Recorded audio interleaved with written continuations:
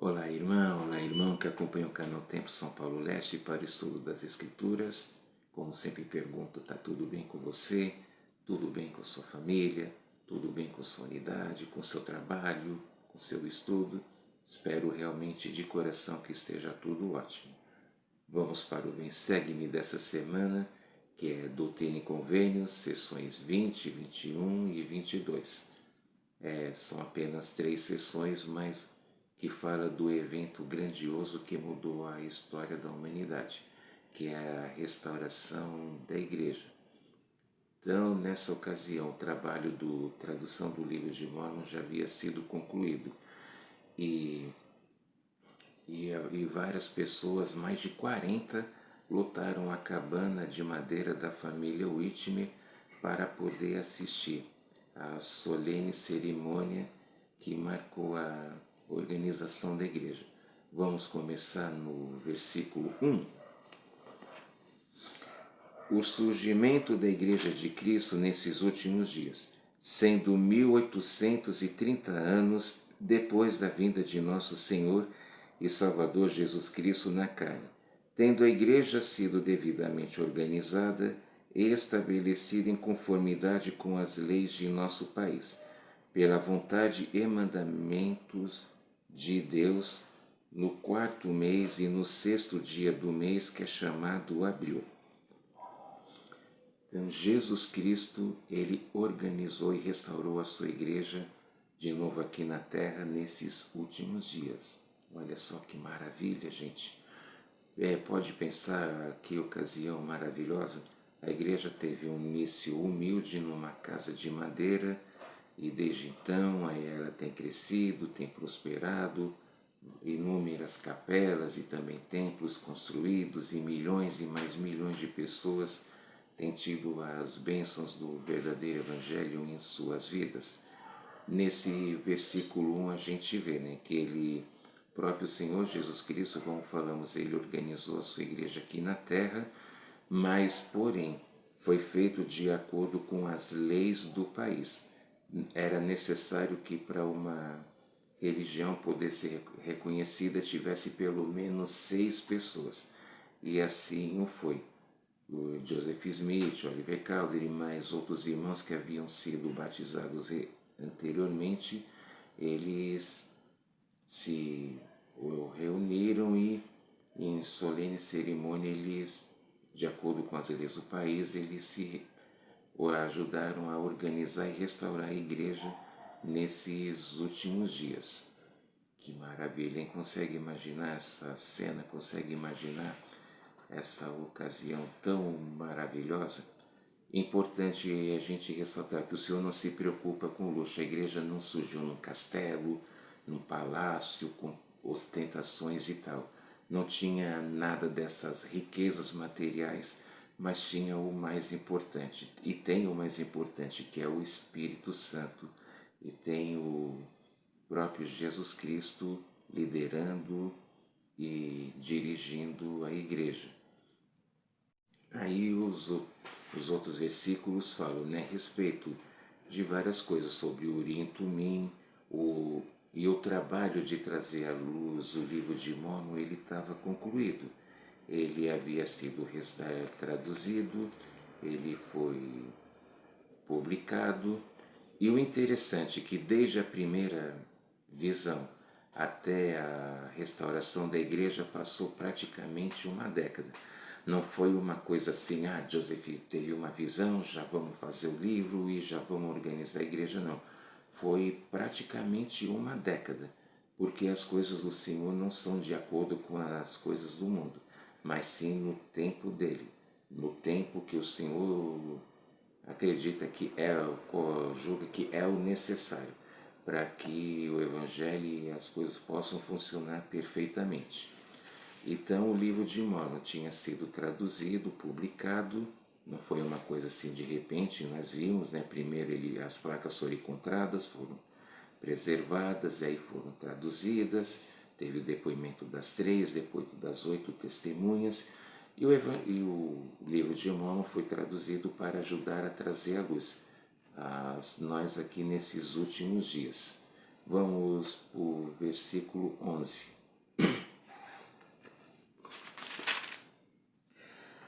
Provando ao mundo que as Santas Escrituras são verdadeiras e que Deus inspira os homens e chama-os para a sua santa obra, nesta época e nesta geração, assim como em gerações passadas. Quer dizer, o Senhor, Ele proclama, Ele deixa as Escrituras para nós, e as Escrituras são valiosíssimas, porque é nas Escrituras que nós encontramos o Evangelho de Cristo, seus mandamentos, seus ensinamentos e o exemplo também de grandes homens e mulheres da história que nos inspiram também a suportar esses últimos dias. Vemos que eles passaram por provações também grandes, cada um na sua época, é claro, mas eles sempre procuraram a Deus para poder vencer o mundo e assim também. E o estudo sincero das Escrituras, mais uma vez dizendo, o importante não é passar página por página, mas entender o que a gente lê, tá bom? O versículo 12. Mostrando assim que Ele é o mesmo Deus, ontem, hoje e para sempre. Amém. Sempre vemos isso, né? Que o Senhor, Ele nunca muda. Ele do jeito que Deus Ele é hoje, Ele foi ontem, antes de ontem, vai ser amanhã, vai ser depois de amanhã.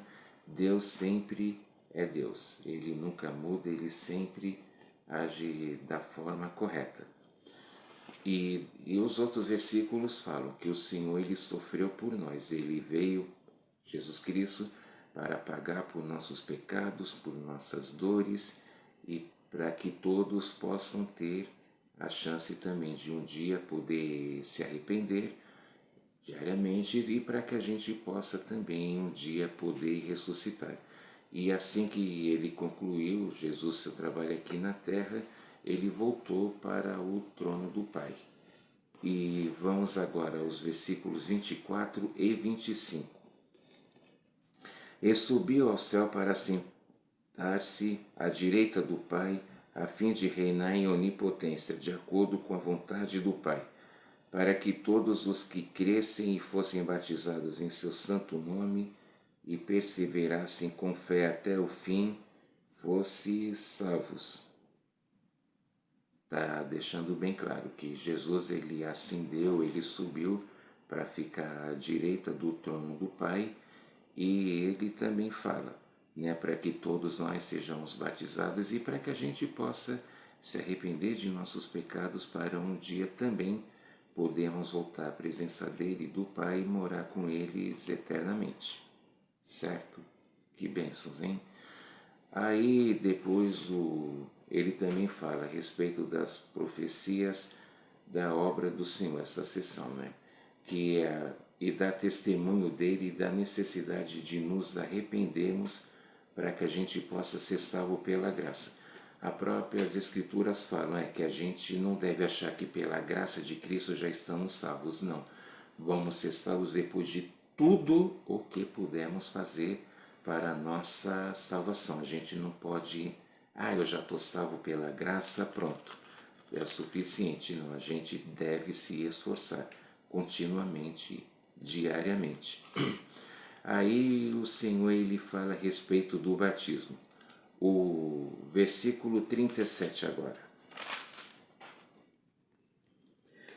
E também a guisa de mandamento à igreja com respeito ao modo de batizar. Todos aqueles que se humilharem perante Deus e desejarem ser batizados e se apresentarem com o coração quebrantado, o espírito contrito, e testificarem à igreja que verdadeiramente se arrependeram de todos os seus pecados e estão dispostos a tomar sobre si o nome de Jesus Cristo, o firme propósito de servi-lo até o fim, e realmente manifestarem por suas obras que receberam o Espírito de Cristo para a remissão de seus pecados, serão recebidos pelo batismo na sua igreja. Está falando quais são aqui os passos para o batismo, que a pessoa deve receber o Evangelho, ela deve se arrepender de seus pecados, mais uma vez dizendo, o arrependimento está disponível ele para todas as pessoas. A pessoa só não vai ter chance de nenhum perdão se ela tiver cometido um dos pecados imperdoáveis, que é o derramar o sangue inocente, o assassinato a sangue frio e negar o Espírito Santo depois de o haver recebido. Mas todas as pessoas precisam e devem arrepender-se, e está falando a respeito disso, que a gente deve se arrepender. Sempre está... por que sempre está falando arrependimento, arrependimento? Porque o arrependimento ele é necessário e ele é importante para que a gente... Porque se arrependendo a gente demonstra humildade e demonstra que a gente aprendeu com um erro e a gente está disposto a mudar para que a gente possa progredir, para que a gente possa evoluir espiritualmente. E aí, aí a gente vai pular um pouco. Os versículos 73 e 74, eles falam a forma de se batizar. E até colocar a ilustração aqui. A pessoa que ela vai sempre vai ser batizada por um homem que tem o sacerdócio, que tem autoridade para batizar. Ele vai levantar, segurar a pessoa por um braço e por outro ele vai proferir oração dizendo que está batizando a pessoa, chamando-a pelo nome, dizendo que ela está sendo batizada em nome do Pai e do Filho e do Espírito Santo. Amém. Então ela é imergida na água.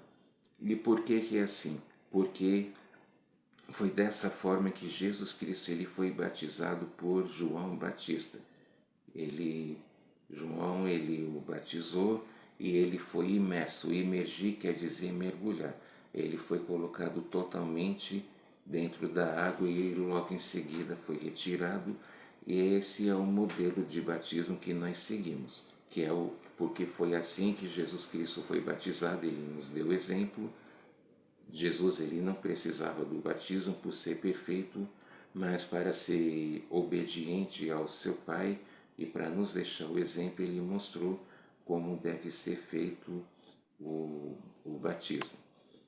E depois o versículo 41 fala que depois da pessoa ser batizada, ela vai ser confirmada, ou seja, portador do sacerdócio de Melquisedeque, o maior, vai colocar as mãos na cabeça da pessoa para que ela possa ser confirmada membro da igreja e para que ela possa receber o Espírito Santo, correto?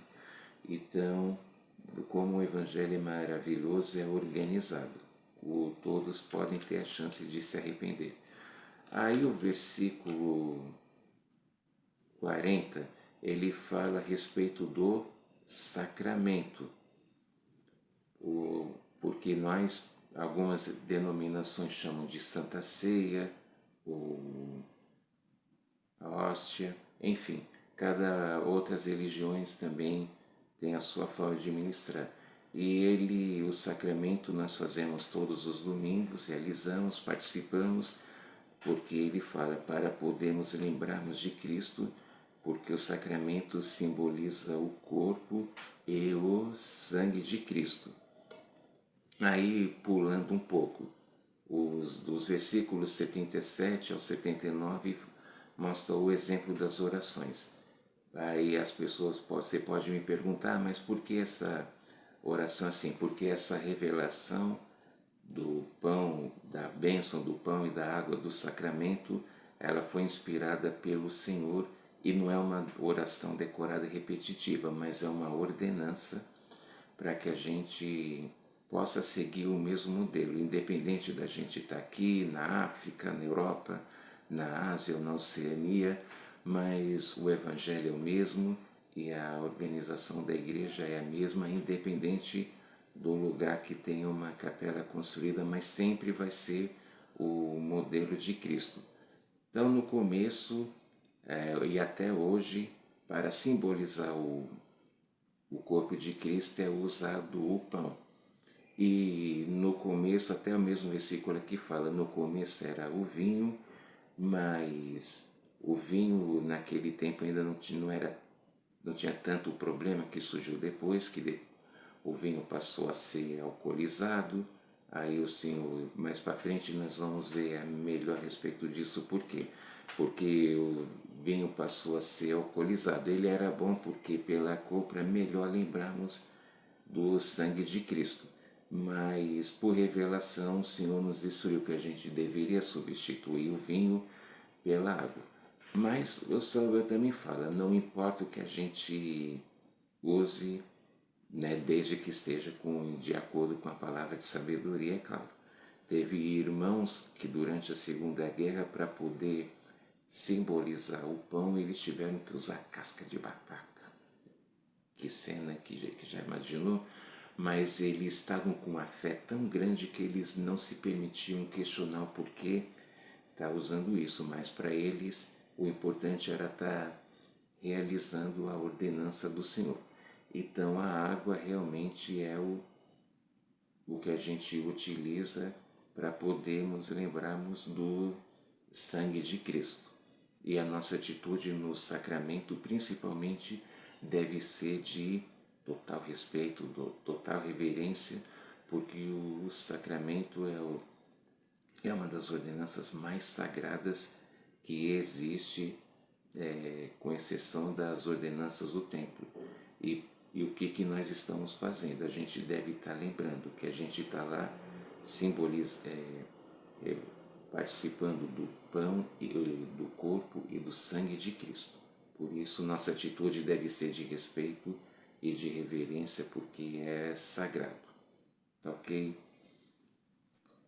Aí o versículos do 38 ao 60 fala dos deveres e serviço dos portadores do sacerdócio, como dirigir as reuniões, batizar, confirmar, fazer outras ordenanças, zelar pela igreja. E importantíssimo, nós homens que portamos o sacerdócio, a gente deve zelar pela igreja. E por quê? Vamos para o versículo 51 agora. E visitar a casa de todos os membros, exortando-os a orarem em voz alta e em segredo e a cumprirem todas as obrigações familiares. A gente tem esse programa na igreja agora de ministração, que antes era mestre familiar e professora visitante, agora é chamado ministração. E por que fazendo isso estamos zelando pela igreja? Porque fazendo a ministração, nós estamos vendo se as pessoas ou pessoa realmente está bem, se a pessoa está necessitada, se a pessoa está necessitando de alguma coisa, pode ser um emprego, pode ser um estudo, pode ser uma bênção de saúde ou simplesmente uma palavra amiga. Nós vivemos numa época que o mal do século é o quê? O estresse. E muita gente tem sofrido problemas como estresse, depressão, ansiedade e muitas coisas. E muitas das vezes o que a pessoa está precisando é de uma palavra amiga, é de uma mão amiga para poder ir lá visitar, escutar atentamente.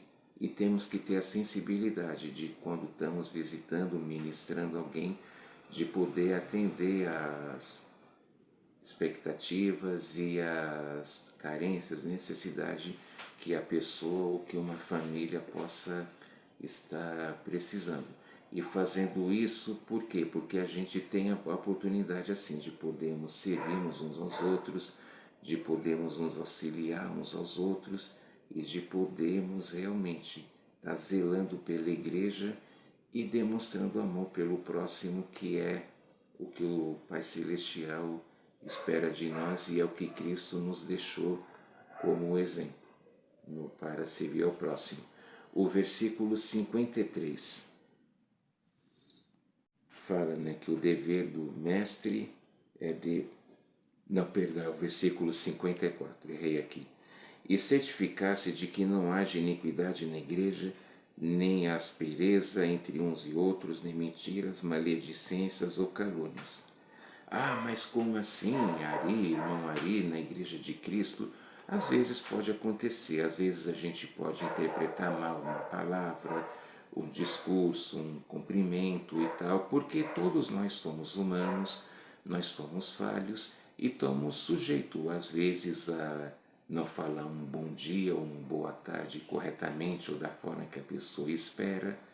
Vamos lembrar de uma coisa, vamos voltar mais uma vez lá na Bíblia, existia às vezes dificuldade em alguns irmãos. A gente lá vê, por exemplo, que Pedro e Paulo, eles eram apóstolos, mas houve um momento que eles meio que se desentenderam e eles, né, meio que se estressaram um com o outro e tal, mas eles procuraram agir de acordo com a vontade do Senhor para que eles pudessem realmente continuar fazendo a sua obra e tal, porque nós somos falhos.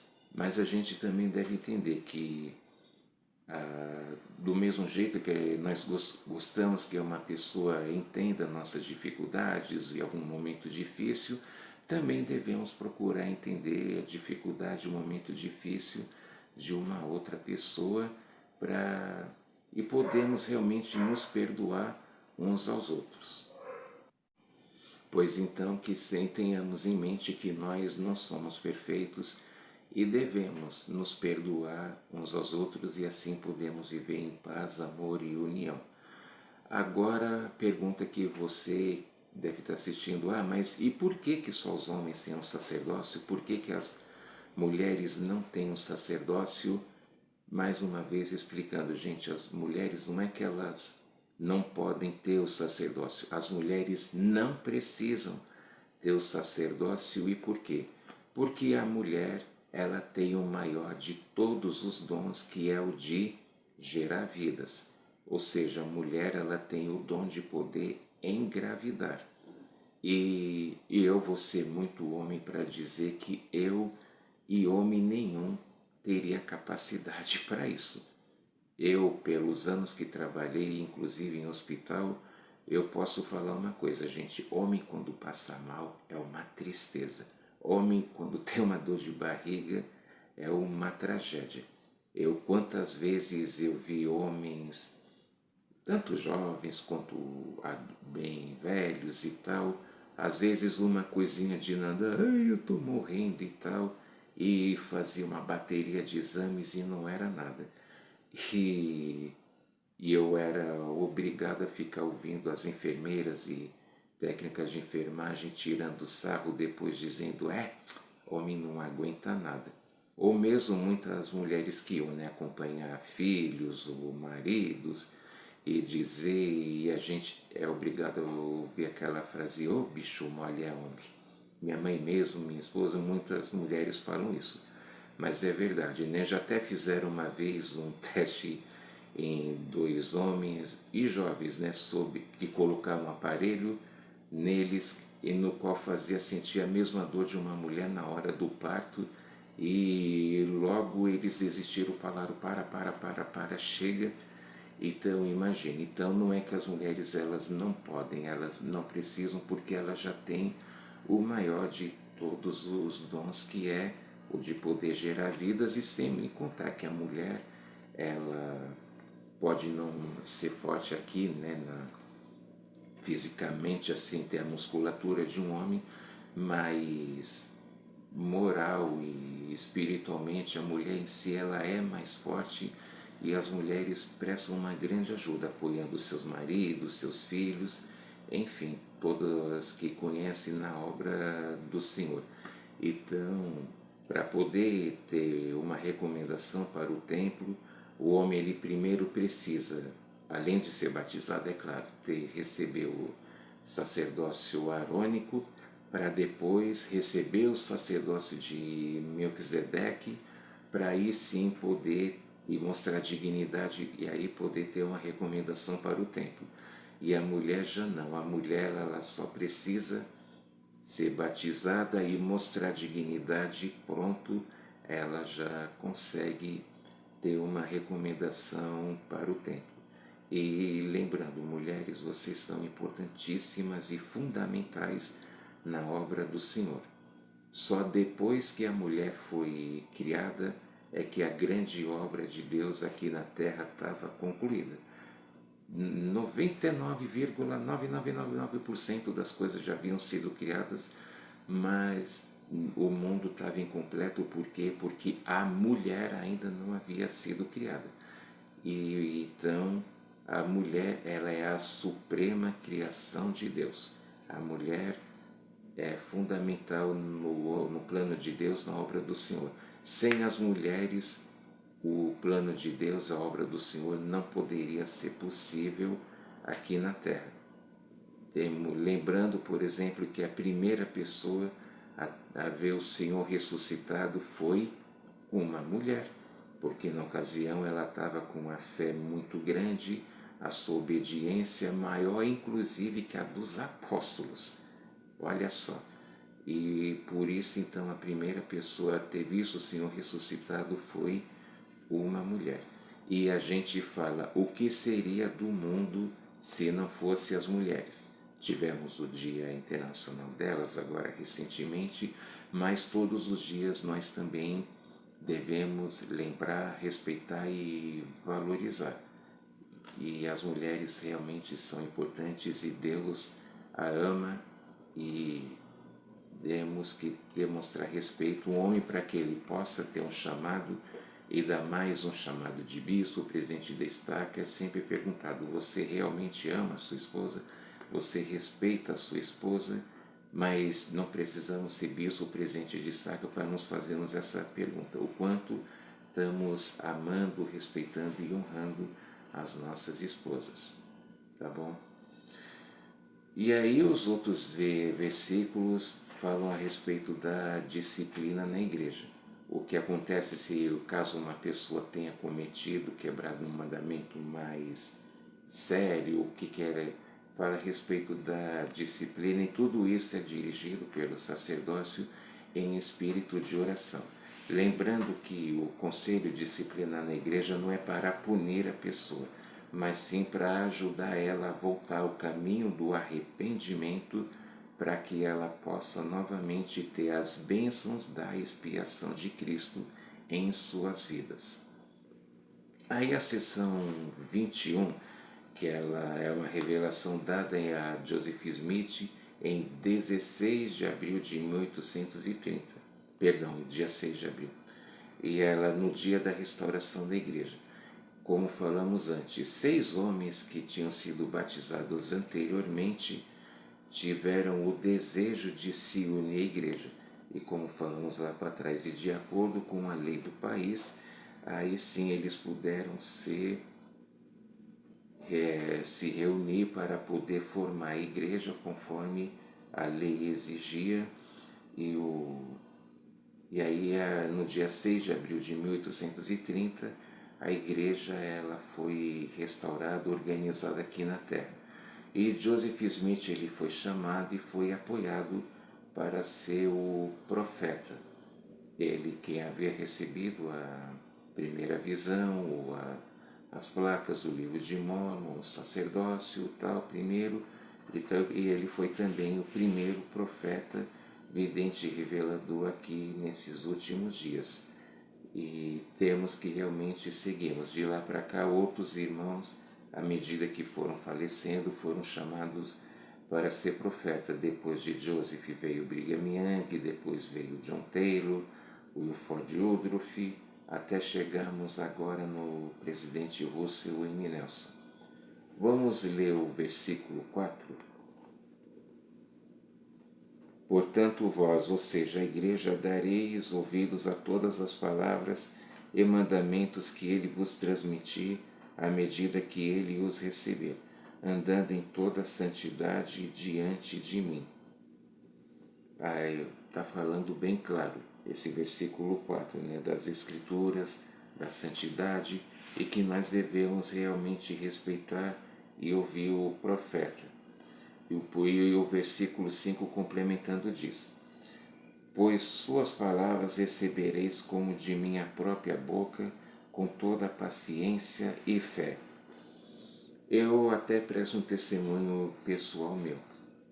O presidente Thomas S. Monson, que lembrando foi o profeta, depois do presidente Hinckley, antes dele ser profeta, numa das conferências, ele falou, né, para os homens do sacerdócio, irmãos, que nenhum homem se envolva em jogos de pôquer, esses cassinos, essas coisas, porque é uma verdadeira perda de tempo, perda de dinheiro, é uma vida que não tem nenhum futuro. E nós aqui no Brasil, você pode pesquisar aí, né, pela internet, mas principalmente aí no YouTube, quantas vidas têm sido destroçadas e despedaçadas por causa desse tal do jogo do tigrinho. Eu não peguei para ver nem por curiosidade, eu vejo propaganda, já pulo e não quero saber. Temos tido casos, infelizmente, de pessoas que cometeram suicídio. Teve um que matou a própria mãe por causa de dívida. Teve um que gastou 500 mil reais do dinheiro da empresa para poder apostar nesse jogo. É algo que havia sido proibido, mas que a atual gestão aqui do Brasil liberou. Infelizmente não tem dado certo. Então é uma coisa que realmente, olha só o conselho do profeta. E Thomas S. Monson foi chamado profeta depois, a gente pode ver que realmente está certo como a igreja ensina corretamente e que a gente não deve se envolver em coisas que não têm futuro. Ah, mas eu tenho livre-arbítrio, eu tenho liberdade de escolha, tem. Só que nós não podemos escolher as consequências. A gente sempre tem que se atentar e lembrar isso, que a gente não deve procurar usar, eu tenho livre-arbítrio como pretexto para poder cometer um erro, não. A gente deve usar o livre-arbítrio corretamente e seguir os ensinamentos do profeta. O presidente Hinckley também, ele deu um conselho, principalmente para os homens, que ele disse, irmãos, eu estou preocupado que muitos de vocês não estão preparados ou qualificados muito bem para o mercado de trabalho. Isso ele falou anos e anos atrás, e a gente tem visto com a evolução da tecnologia, muitas pessoas estão perdendo emprego, muitas pessoas estão, mas eu sou assim, eu vou ser assim. Não, a gente deve estar com a mente aberta para poder aprender mais e estudar. Ninguém na vida é tão jovem que não possa ensinar e ninguém é tão velho que não precise aprender.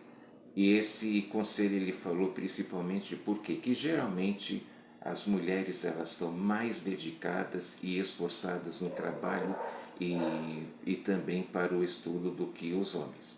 Vamos falar a verdade e admitir. Isso é ou não é? Garanto que na sua família grande parte das pessoas mais instruídas ou evoluídas e que progridem geralmente são mulheres. E as mulheres realmente, mais uma vez dizendo, são importantes para o nosso caminho do progresso. E a gente deve realmente procurar se qualificar, porque o mercado de trabalho aí está difícil, está complicado, e quanto mais, e Doutrina e Convênios também fala, vai ter uma sessão depois que vamos estudar melhor isso, né? Que quanto mais estudo e instrução a gente tiver, melhor vai ser para nós mesmos. Então, que possamos dar ouvido às palavras do profeta, como ele sempre fala, para orarmos em família, frequentarmos as reuniões, fazermos oração, o dízimo, as ofertas, e de podermos estudar as escrituras, fazer o armazenamento, não evitar contrair dívidas. Os conselhos realmente são inspirados, porque é como se fosse é como o Senhor que transmite aos profetas, para que eles possam transmitir para todo o mundo. E grandes e maravilhosas bênçãos são prometidas a quem procura seguir e apoiar o profeta. É o que estamos falando, que quando nós procuramos seguir aquilo que o profeta recomenda e orienta, nós somos realmente grandemente abençoados, somos protegidos dos males do mundo e nossas famílias também. A gente tem a tendência de querer fazer as coisas da nossa própria sabedoria, mas não. A gente deve procurar seguir de acordo com a vontade e a palavra do Senhor.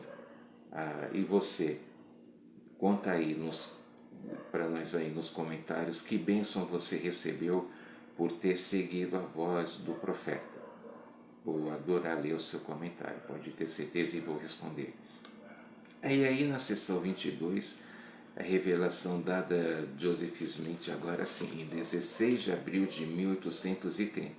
Já tinha, claro, se passado 10 dias da organização da igreja e várias pessoas estavam desejando. Só que estava tendo dúvida, as pessoas não estavam querendo se batizar, mas eu já sou batizado. E essa revelação foi dada porque ela se explica sobre o porquê o batismo na igreja. Porque com a restauração da igreja e do evangelho, todas as leis e ordenanças também elas foram restauradas. Aí, na seção 22, o versículo 4, no versículo 2 primeiro. Portanto, embora seja um homem batizado 100 vezes, de nada lhe aproveita, pois não podeis entrar pela porta estreita por meio da lei de Moisés, nem por vossas obras mortas. Quer dizer, o Senhor está deixando bem claro que a pessoa pode ter se batizado em 100 vezes e tal, mas ela ainda assim precisa do batismo na igreja de Jesus Cristo dos Santos Últimos Dias, porque é o batismo que é feito com a autoridade de Deus. Esse vai para ser reconhecido. Esse é o modo de se batizar. Então a pessoa, eu era batizado em outra denominação, mas quando ouvi as palestras, as lições, eu fui batizado também, para poder receber o Evangelho. Aí, e agora o versículo 4, ele diz,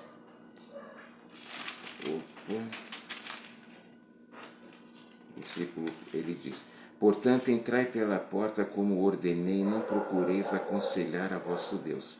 Amém. Mais uma vez ele está explicando a respeito do batismo. Eu lembro que na missão as pessoas perguntavam, mas por que vocês levam evangelho se eu já aceitei a Jesus?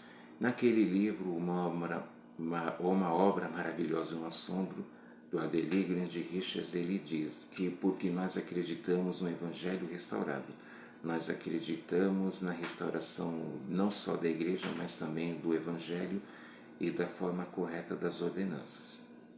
Tá? Então essa é a aula de hoje, espero que você realmente goste, e se realmente que essas coisas são verdadeiras, o batismo com autoridade, lembra até hoje, já vai fazer 35 anos, mas lembra até hoje do dia do meu batismo, do missionário que me batizou, Elder Vores, os que me ensinaram, Elder Ares e também Elder Tucker, que até tive oportunidade de reencontrar numa rede social, e sei realmente que a igreja realmente foi restaurada, que temos um profeta vivo, que temos o evangelho verdadeiro.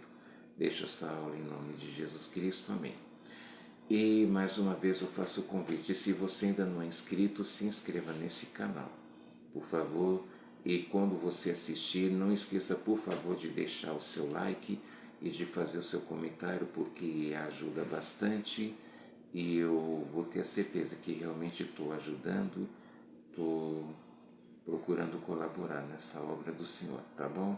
Que possamos nos edificar juntos. Deixa aí no comentário o seu testemunho, o que achou dessa aula, e nos vemos na próxima. Muito obrigado. Tchau.